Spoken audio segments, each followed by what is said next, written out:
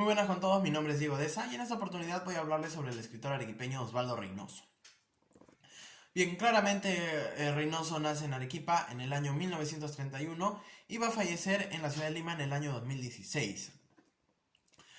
Para esta oportunidad he escogido 4 narraciones. La primera, que es un cuento titulado Cara de Ángel, que viene incluido en su libro Los Inocentes, y las otras 3 narraciones van a venir incluidas en su libro póstumo Capricho en Azul.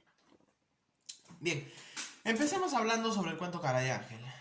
Este cuento nos narra la historia de un chico apodado Cara de Ángel y todos los conflictos que va a sufrir en su día a día por su apariencia física, ya que pues va a tener ciertos rasgos femeninos, por lo cual va a ser víctima de burlas, de discriminación y de mucho bullying. Bueno, este relato es muy interesante porque trata temas muy críticos, ¿no? Para la época y que lamentablemente aún se siguen viendo, como son pues la llamada masculinidad, ¿no?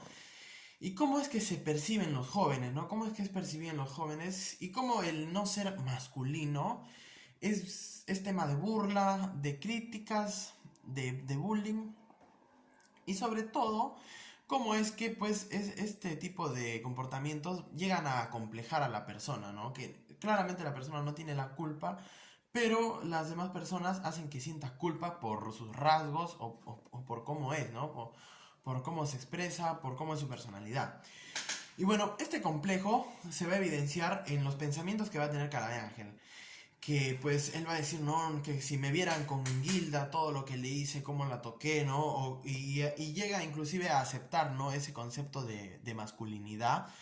Ya que pues él va a decir, no, pues no, que la masculinidad es, dice, ¿no? Saber fumar, chupar, jugar, robar, faltar al colegio, sacar plata a maricones y acostarse con putas, ¿no? Van a ser cosas que quizás él ni siquiera esté interesado en hacer o que inclusive le parezcan pues obscenas o de mal gusto, pero pues él no, en su mente pues va a decir, no, o sea, yo tengo que ser así pues para ser aceptado, ¿no? Va a ser rechazado y le va a crear un complejo. Y va a vivir pues claramente, inclusive avergonzado de quién es él, ¿no? Bueno, otro punto que me gusta mucho de la obra es que pues tiene un lenguaje muy acertado, creo yo, para este cuento, ya que es un lenguaje muy juvenil, ¿no? Es de cómo habla el barrio y que en su tiempo fue muy criticado el lenguaje que tenía Reynoso en sus cuentos, pero que en vez de ser vulgar o ser obsceno, a mí me parece que lo dota de una realidad. Siento que se siente real, te sientes que de verdad te están contando una historia pues así de gente que discrimina, del barrio, te lleva a esos lugares. Y eso es un punto muy importante y muy a favor. Bueno, ahora hablando de los relatos que vienen en Capricho en Azul, he escogido 3. El primero es Rivero en la ciudad perdida. Es una narración que me parece muy interesante, ¿no? Y que deja ver, ¿no? Esa admiración, deja ver a un Reynoso que admira.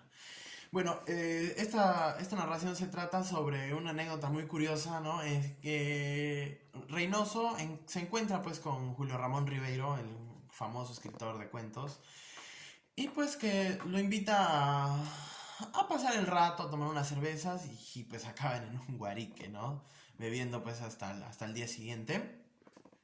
Y bueno, me gusta mucho porque claramente Reynoso habla desde la admiración, ¿no? Tanto como persona y como a su obra de Julio Ramón, ¿no? Porque pues se va a dar cuenta que a pesar de que tiene cierto prestigio y cierta fama Julio Ramón, no, nunca deja su humildad, ni deja de sorprenderse, ni de pasarla bien con las cosas más cotidianas, ¿no? Como puede ser pues una borrachera en un guarique o ese tipo de cosas, ¿no? De compartir, de hablar. No se le nota en ningún momento creído ni petulante, ¿no? Y también vemos que, pues, en las mismas conversaciones que Reynoso tiene con Ribeiro, le va a ir hablando de su obra y inclusive en la narración Reynoso va a ir como que analizando ciertos puntos después de su obra, ¿no? Entonces vemos a este Reynoso que pues admira a un personaje y es lo que me parece muy, muy curioso de esta narración. Termina también muy gracioso con que sin darse cuenta Reynoso pues va a revelar dónde está el Ribeiro, cosa que Ribeiro pues no quería que suceda. Bueno, el siguiente va a ser Plaza San Martín. Esta narración me parece también muy reflexiva, me parece quizás un poco confusa, pero me gusta mucho porque trata sobre una borrachera que pues tiene Reynoso con sus alumnos y que a la vez pues eran sus amigos claramente. Y va a ser unas reflexiones un tanto curiosas y un poco hasta optimistas para lo que es Reynoso. Primero, pues va a ser como que una reflexión de lo que lo lleva a él a escribir, ¿no? Ya que en los diálogos que tiene con sus alumnos, pues no les habla de que él siempre busca ese halo poético en las narraciones. También habla, por ejemplo, del Perú, ¿no? De lo diverso que es el Perú, tanto racial como culturalmente, ¿no? Ya que habla de que un alumno viene de tal lugar, otro de tal lugar, pero pues así se compone el Perú, ¿no? Es una reflexión muy, muy bonita, muy acertada, que me parece. Bueno, también habla del poeta César Moro, ¿no? Y de esa Lima, la horrible que habla César Moro.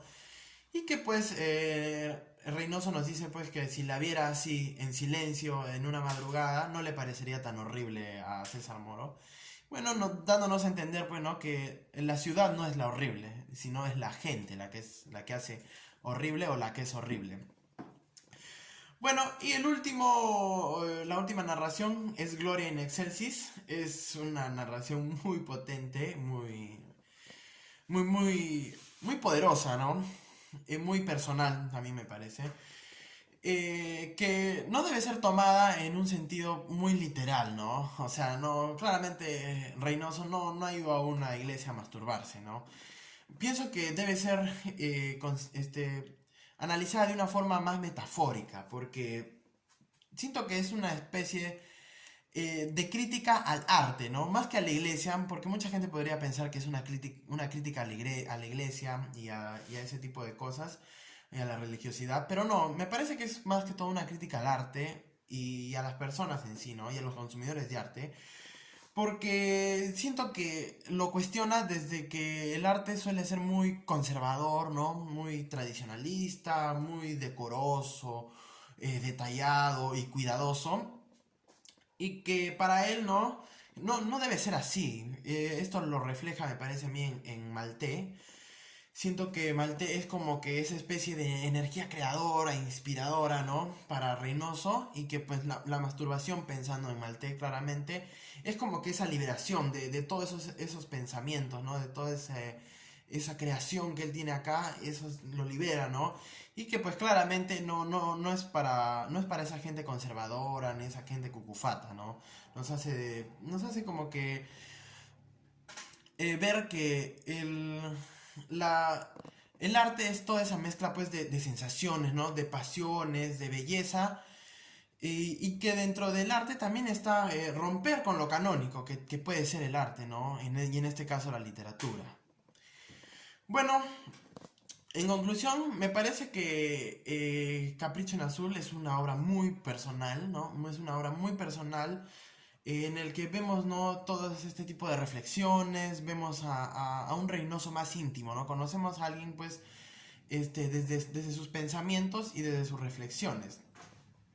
Y siento que es una obra que se debe leer y releer muchas veces porque con una lectura creo que no basta. Creo que nos perdemos de muchas cosas que al releerla podemos ir entendiendo más cosas. Es una novela muy personal y que sí o sí tiene que ser releída.